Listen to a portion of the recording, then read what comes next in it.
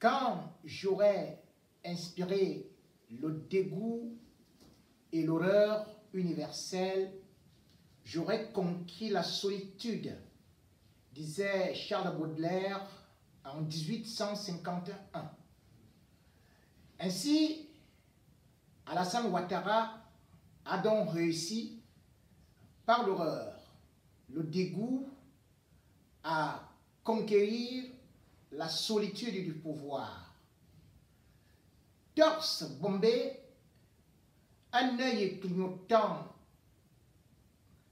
fonçant tout droit vers un rocher tel le Titanic, Alassane Ouattara va donc prêter serment dans un îlot désertique, abandonné par les siens et entouré par une poignée d'obligés de la France-Afrique, donc une dizaine de chefs d'État et bien sûr Jean-Yves Le Drian, le ministre français des Affaires étrangères et de l'Europe. Entre-temps, celui qui, le 11 novembre dernier, était supposé dialoguer avec lui, présenté comme un trophée, à savoir Henri Konan Bédié, s'en est allé en claquant la porte d'un dialogue de sourds qui ne pouvait pas donner des fruits. Alassane Ouattara va donc prêter serment le 14 décembre 2020, presque à huis clos, comme si c'était maintenant un enclos privé où tout autour de lui, il n'y a plus rien. Son gouvernement déjà n'est pas ce qu'il pouvait encore être, d'autant plus qu'il a perdu pas mal de ses collaborateurs, soit par la mort, soit par la désertion, mais bien plus, après le départ de son vice-président, Alassane Ouattara, regardant à gauche et regardant à droite, et n'ayant pratiquement personne de confiance, se retrouve aujourd'hui sans vice-président.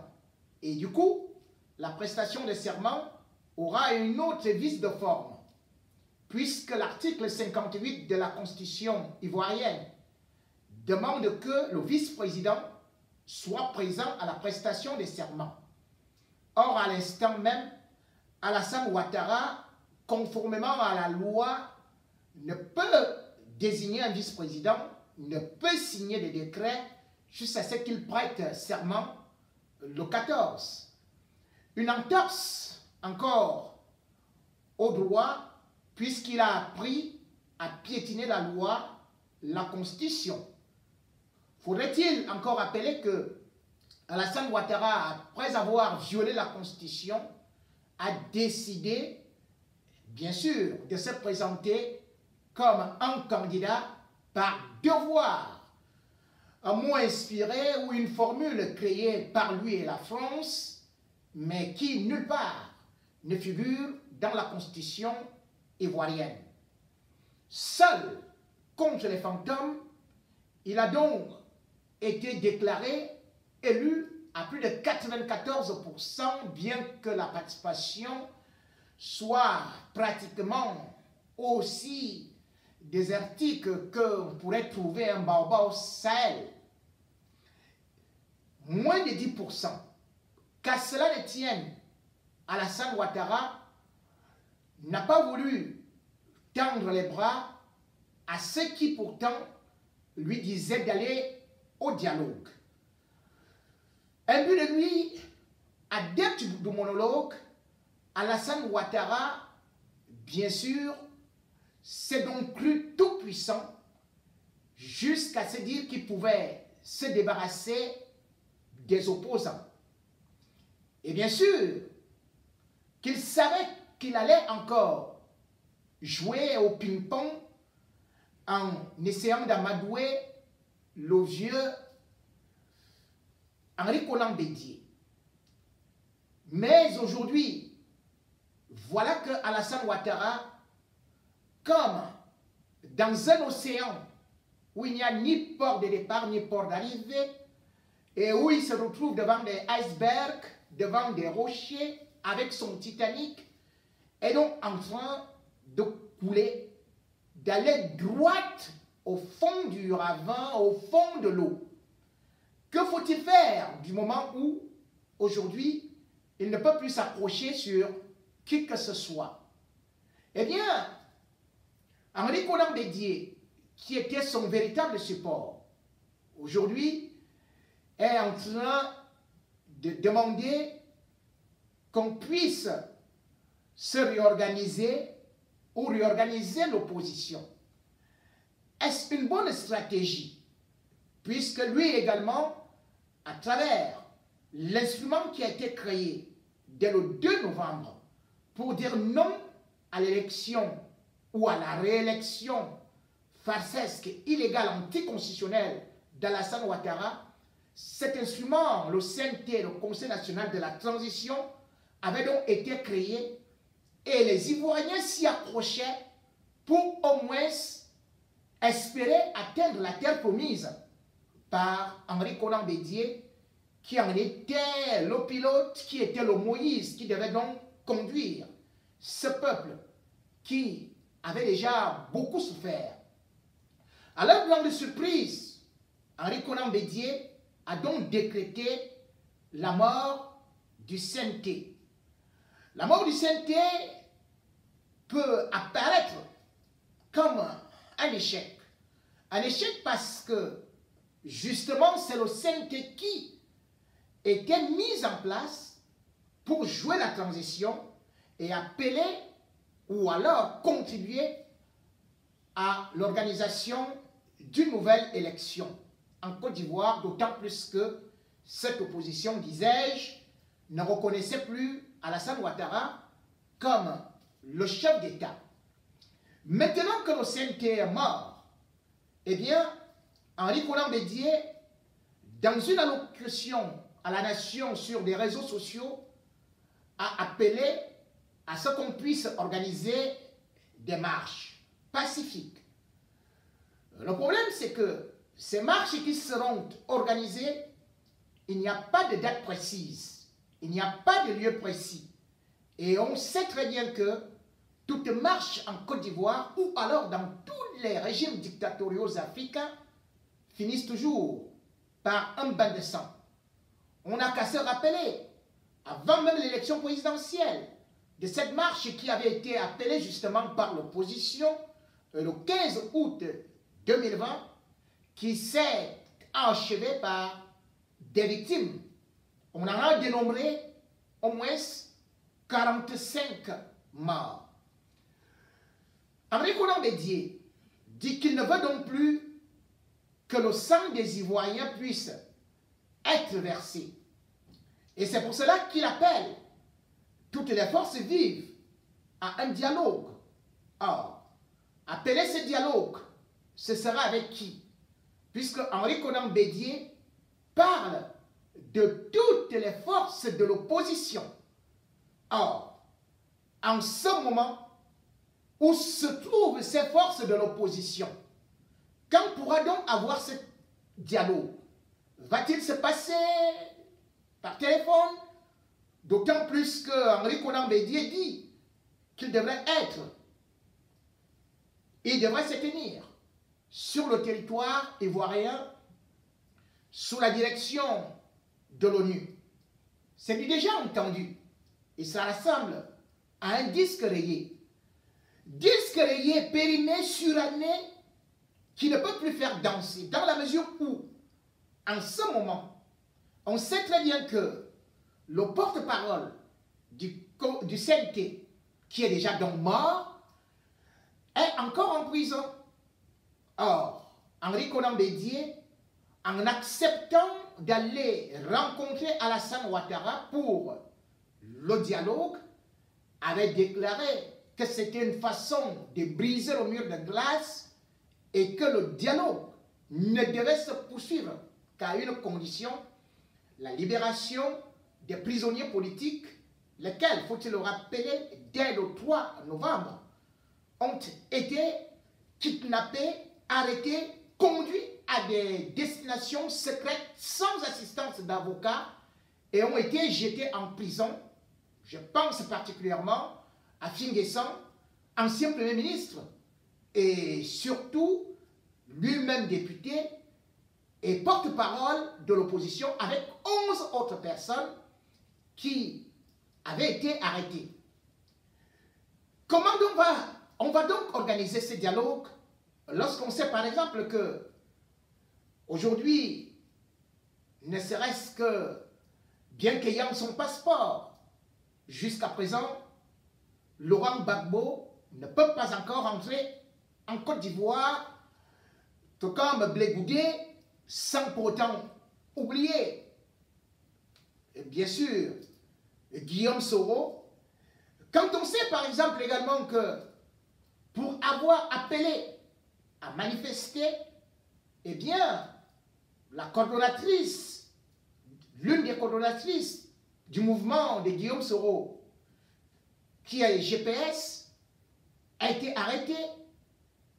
Donc, 5 femmes activistes se retrouvent actuellement à la Maca, c'est-à-dire que la prison d'Abidjan.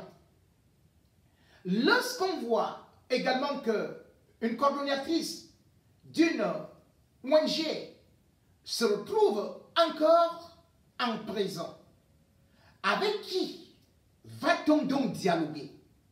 Est-ce avec Alassane Ouattara, qui lui n'a jamais accepté de dialoguer et qui a toujours utilisé la ruse et la force? Voilà le véritable problème.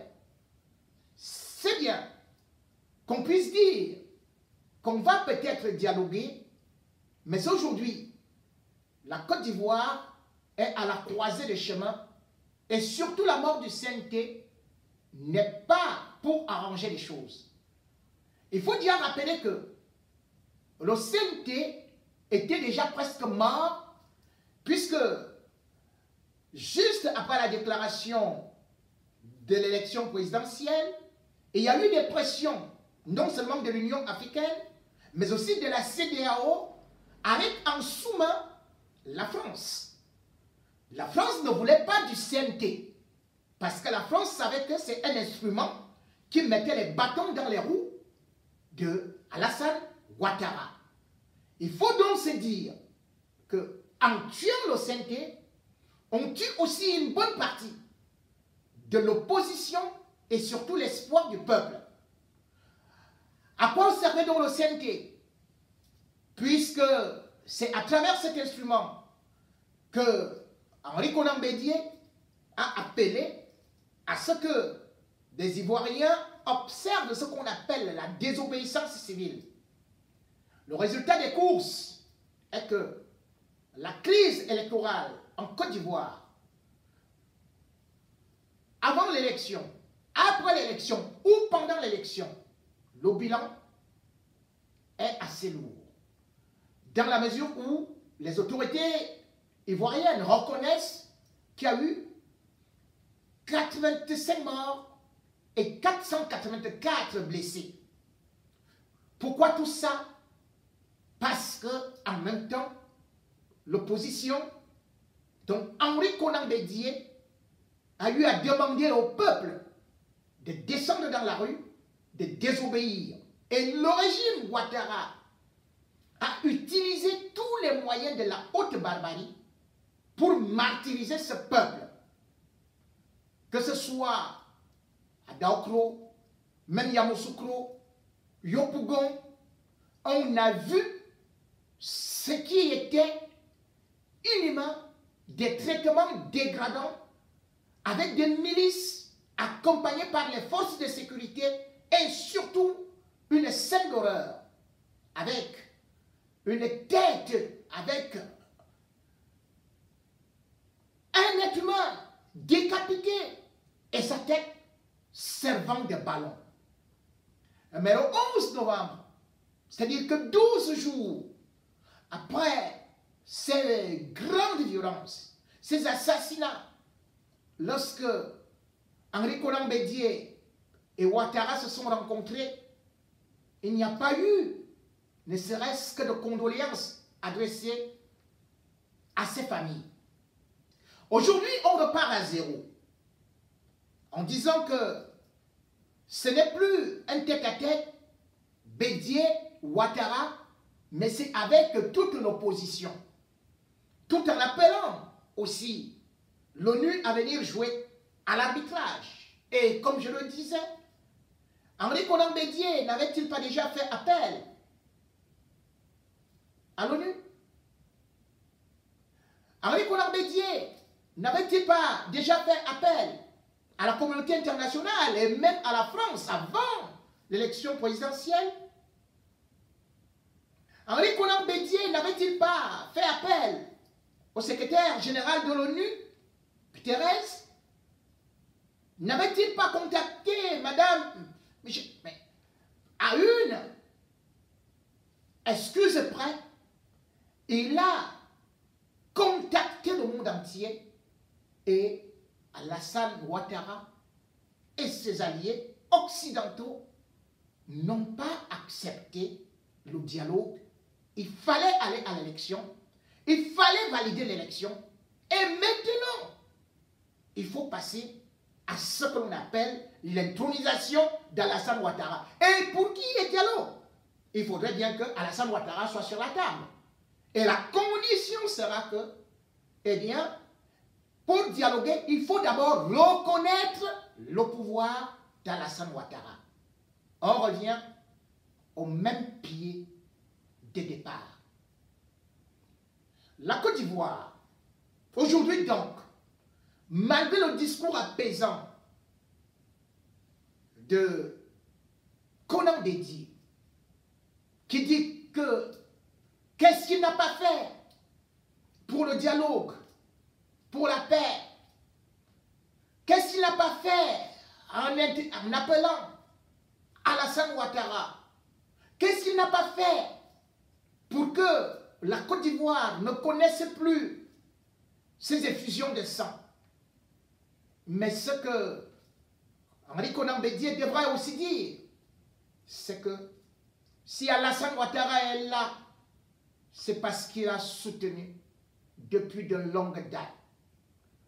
Si Alassane Ouattara est arrivé au pouvoir en 2010, Henri Konan Bédié savait pertinemment que non seulement il ne devait pas être qualifié pour le second tour, qu'on a dû user, ruser, voler, et qu'il a assisté à cette complicité, avec complicité, à cette forfaiture électorale.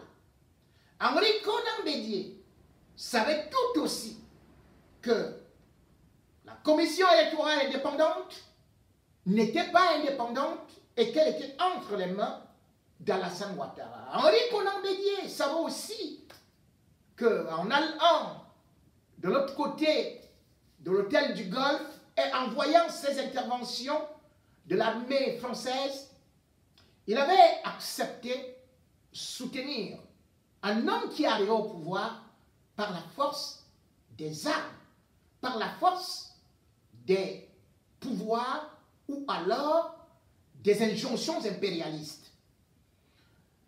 En 2015, il y avait encore des possibilités de pouvoir botter Alassane Ouattara en touche.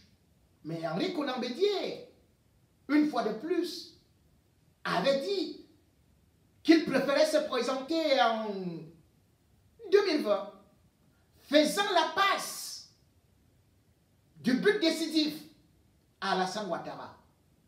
Fait-on une passe à son adversaire? Non. Cela veut donc dire que Henri Konan Bédié devrait aussi assumer qu'effectivement, il a été un joueur du camp d'Alassane Ouattara et que tout ce qui arrive aujourd'hui en Côte d'Ivoire, lui qui est sage, devrait aussi assumer les conséquences dans les livres d'histoire. Alassane Ouattara a volé avec la complicité d'Henri Konan Bédié. Tous les meurtres qu'il y a eu, tous les assassinats qu'il y a eu dans la crise post-électorale ont été attribués à un seul camp, à savoir, eh bien, Laurent Gbagbo. 3000 morts, 150 femmes violées. Combien de réfugiés? La Côte d'Ivoire était déglinguée. Et celui qu'on prenait comme le mal, Laurent Gbagbo, fut déporté et emprisonné. La paix est-elle revenue? La réconciliation a-t-elle été entamée? Non. On se rend donc compte aujourd'hui qu'Alassane Ouattara, loin de ce visage angélique qu'on voulait présenter, de ce grand constructeur de la nation, de ce modèle, du fils spirituel de Houphouët-Boigny, n'a joué que pour lui en solo. Quand est celui qui se croit sage, tout seul, disait déjà Chateaubriand. Aujourd'hui, Alassane Ouattara, brillant en économie, n'est donc plus brillant sur la scène politique. Et en même temps, avec un Konan Bédié vieillissant, la Côte d'Ivoire se cherche un opposant digne de ce nom. Un opposant qui puisse conduire la nation vers d'autres rivages, vers de l'espoir, vers la réconciliation. Un président qui fasse l'unanimité. Un président qui saurait au moins faire revenir les exilés. Un président qui pourrait accepter, réorganiser une élection présidentielle. Puisque c'est de ça qu'il est question. Et c'est à ça que Konan Bédié appelle une nouvelle élection. Avec l'installation d'autres nouvelles institutions. Alassane Ouattara n'est plus un président légitime de la Côte d'Ivoire. Dixit Konan Bédié. Dans son propre camp, tout le monde a déménagé. Dans le camp de l'opposition, il a dispersé tout le monde, ou à l'étranger, ou d'autres qui aujourd'hui se trouvent dans la clandestinité. On est donc dans un régime totalitaire absolu. Bien qu'on ait pu lever le blocus qui était autour de la maison d'Henri Konan Bédié, mais aujourd'hui, l'opposition ivoirienne, la société civile, sont sous le joug du totalitarisme stalinien, hitlérien, celui d'Alassane Ouattara. Et c'est pour cela que lorsqu'un peuple ou une nation se retrouve dans les vagues, lorsqu'une nation se retrouve perdue, sans boussole, dans le triangle de Bermude, parfois il faut regarder dans le rétroviseur et refaire appel au passé. Et ce passé qui ne peut que rattraper la Côte d'Ivoire aujourd'hui. Qu'il faut-il regarder en ce temps où décembre arrive comme Père Noël? Laurent Gbagbo est donc présenté avec la tunique du Père Noël pour venir réconcilier cet éternel couple, qu'il faut-il le dire, depuis Houphouët-Boigny n'a fait que bagarrer.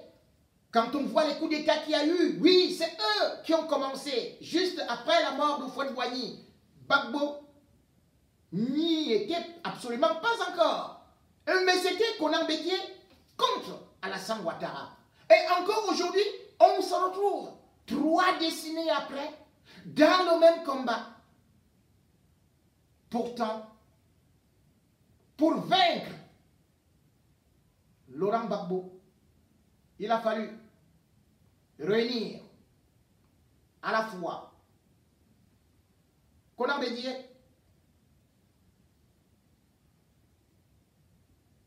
Alassane Ouattara, Nicolas Sarkozy avec la France, Guillaume Soro avec les rebelles, et bien sûr aussi d'autres entités pour venir à bout d'un seul homme, Laurent Gbagbo.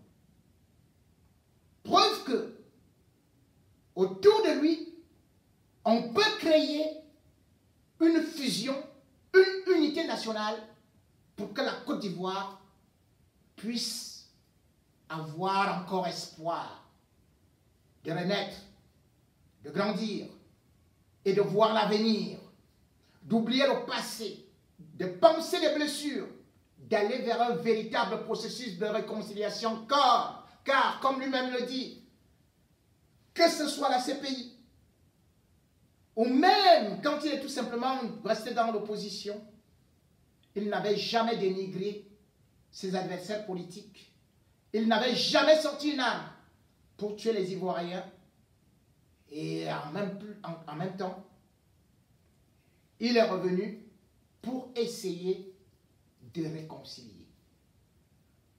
Laurent Gbagbo peut-être peut paraître aujourd'hui seul dans cette île déserte, mais Alassane Ouattara, réuni avec toutes les bribes et tous les autres macabées, et encore que lui-même, par sa santé, qui est aujourd'hui déséquilibrée, qui ne fait qu'inquiéter comme celui qu'il voulait désigner, on a bien peur qu'il ne puisse pas résister à la pression. D'où, absolument, Laurent Gbagbo. Pour qu'il revienne, peut-être qu'il a été seul, mais, comme le disait La Fontaine, mieux vaut être seul que d'être avec une bande de cons. Face, tu es mort. Pile, je te tue. On m'appelle J. Rémi Ngono. Dieu pardonne, moi